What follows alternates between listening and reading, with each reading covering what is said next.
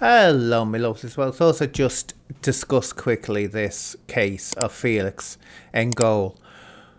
Um, because I find it interesting. I've actually had this debate when I worked for the Merseyside Police many years ago and seen similar things happening there.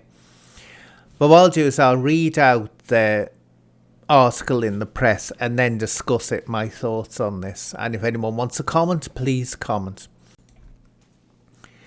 Felix Ngole, 46, told a hearing in Leeds in April that Touchstone Leeds discriminated against him because of his religious beliefs when they refused him the job as a hospital discharge mental health support worker based in Wakefield, West Yorkshire in 2022.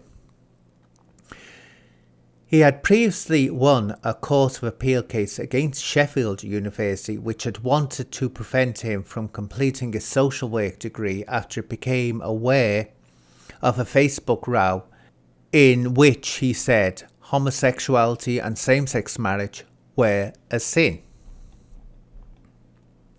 Touchstone agreed he was the best qualified candidate for the role and offered him the job, but after management conducted a Google search and discovered the legal row about his views, the offer was withdrawn and he was called back for a second interview.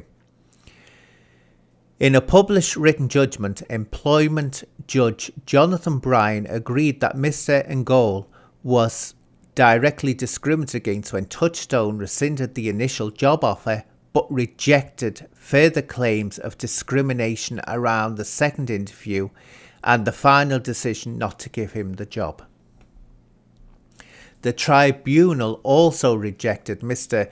Ngole's claims of indirect discrimination and harassment, which prompted the Christian Legal Centre, which supports him, to say the judgment includes mixed and chilling conclusions for Christian freedoms and free speech.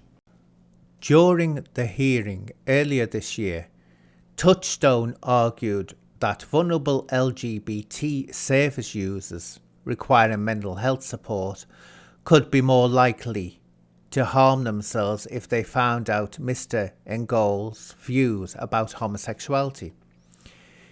But the Cameroon-born grandfather, who lives in Barnsley, argued that his religious views would not prevent him from looking after an LGBT service user.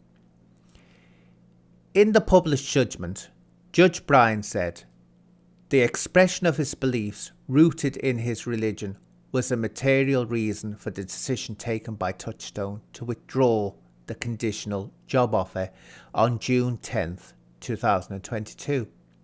The direct discrimination claim must therefore succeed. If we get to the point where if you don't celebrate and support LGBT, you can't have the job, then every Christian out there doesn't have a future. But the ruling went on to say, offering a second meeting or interview was the least intrusive way of proceeding, and it is difficult to see how being properly questioned about that suitability once his orthodox Christian views had come to light reasonably could be considered a violation of his dignity or to create an intimidating environment for him. Judge Bryan said they, Touchstone, simply could not take the risk of the discovery by a vulnerable service user of the claimant's views. The effect upon such an individual may be potentially devastating. His judgment said, balancing the interests of the respondent in preserving the mental health of their service users against the wishes of the claimant to work for the respondent and his ability to work elsewhere, gives of only one answer.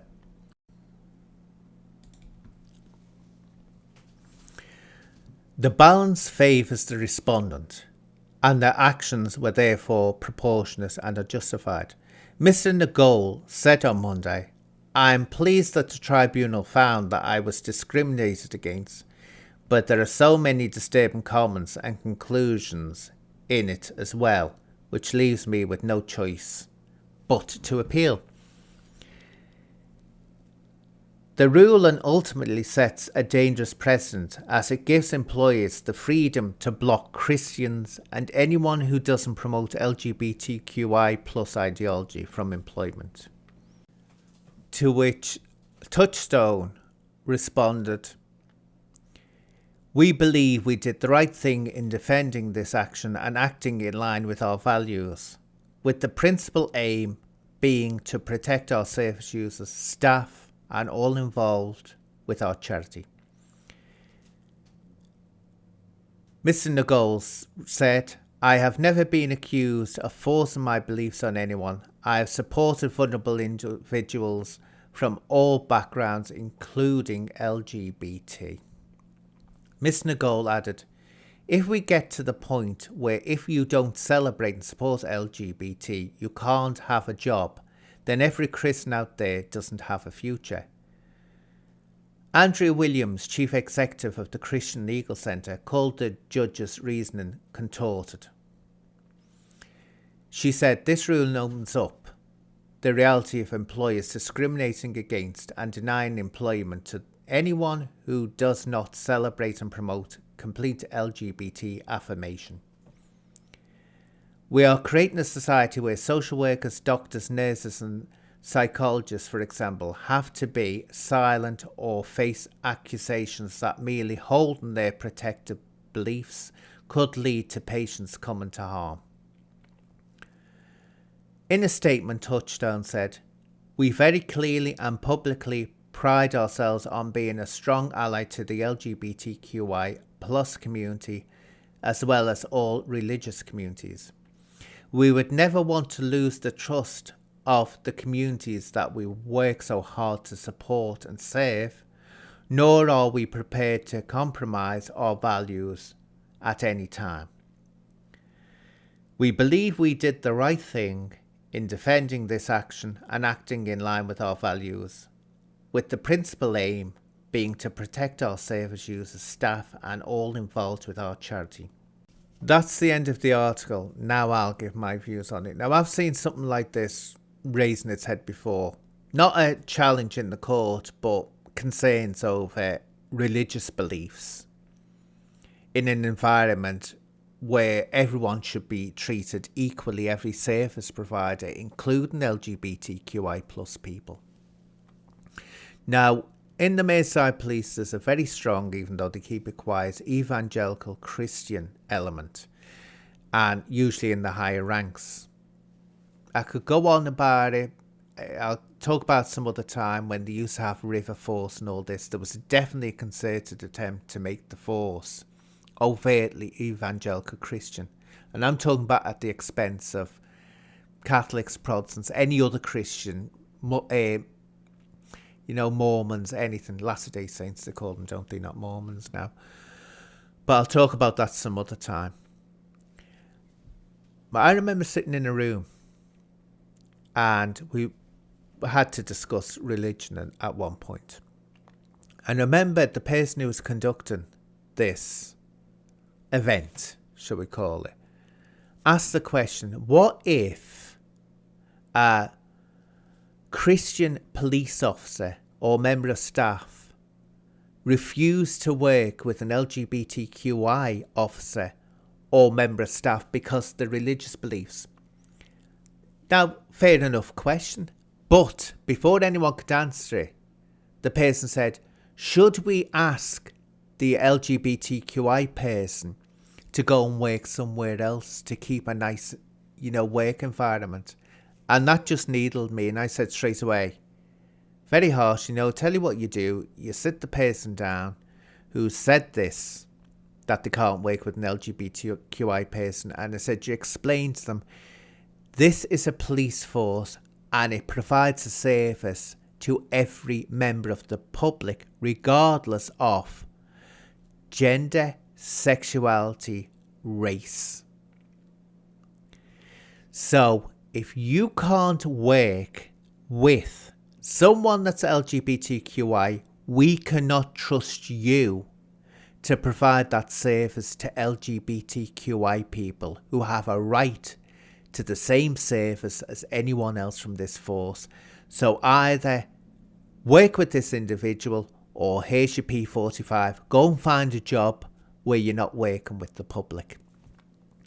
Now, someone spoke up, like was the whole basis of his appeal, Ngole's appeal, and said, what about religious freedom, your right to religion? Said there's no one saying that you don't have a right to your religious beliefs.